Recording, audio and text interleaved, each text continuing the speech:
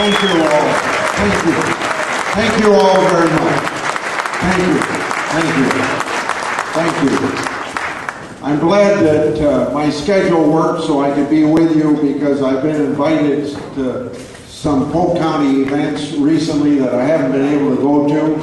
And I want to come and encourage you, being in the central of Iowa, central part of Iowa, Polk County, the capital county of our state. What goes on with the Republican Party in Polk County is very important for the rest of the state of Iowa. And so we want to wish you and encourage you as much as we can, but also come for the purpose of thanking you. And Barbara would do a better job of this than I do, thanking you for giving us the opportunity to serve you in the United States Senate these past few years, to be a servant for the people of Iowa and to represent the good people of Iowa in the United States Senate.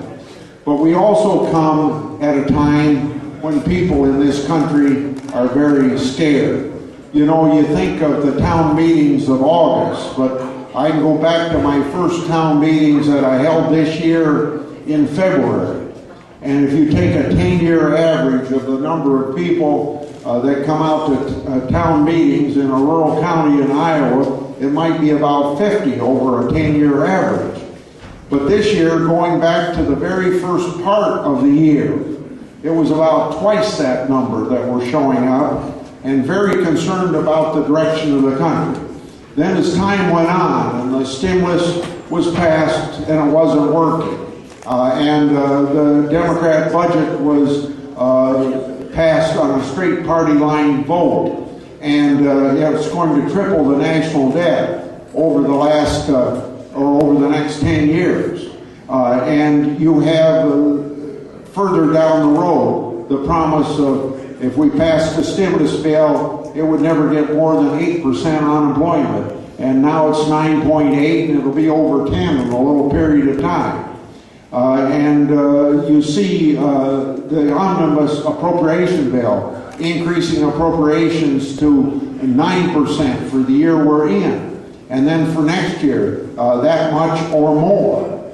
And people turn out in the town meetings so tremendously in August as they did. Not only in Iowa, but you saw on television in Pennsylvania and Maryland and Missouri. At least those are the ones I've seen, and maybe you saw others, where people were very, very angry, and everybody thinks, well, it was just a health care issue. But as I went to my town meetings, and of course Iowans are very, very civil compared to the rest of the country, but I can tell you this, that it was just kind of the straw that broke the camel's back on top of everything else that was not working, or at least they didn't see working. And people came to express fear about the future of America and what sort of a country were we leaving for our children and grandchildren.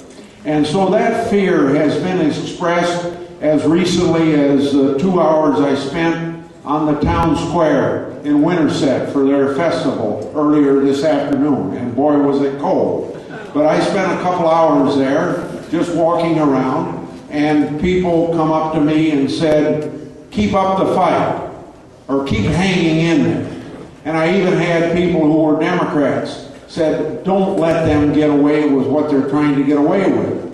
And so, you know, it's made an impact in Washington, D.C. on some things. Now, we won't know for a little while whether it's made a definitive impact, but I think that you see democracy at work. And I think that bringing people out in the large numbers and writing the letters that they're writing and making the phone calls that they're making, I think if you're cynical about Washington paying any attention, whether they're paying enough attention, I'm not here to tell you that as a whole they are. But if you're cynical about making any sort of an impact, let me relieve you of some of that cynicism, that I believe that you have made a difference. Now, whether you folks in this room have gone to those meetings or not, I don't know. But the total population of the United States being out there makes a difference. So I welcome the large turnout we have here, and it shows that continued interest.